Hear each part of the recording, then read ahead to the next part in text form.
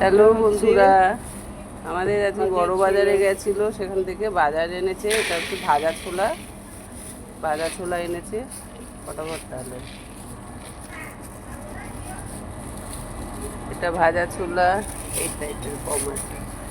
এটা হচ্ছে ভিজিয়ে খাওয়ার মটর, সবুজ মটর। সবুজ মটর। এটা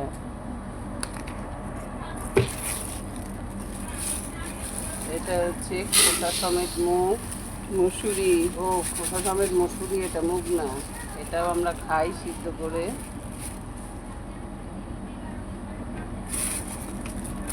আর এটা হচ্ছে দারচিনিটা ভালো দিয়েছে। দারচিনি, এটা হচ্ছে দারচিনি।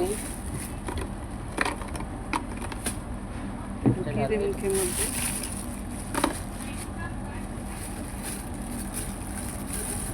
আর এটা হচ্ছে লবঙ্গ,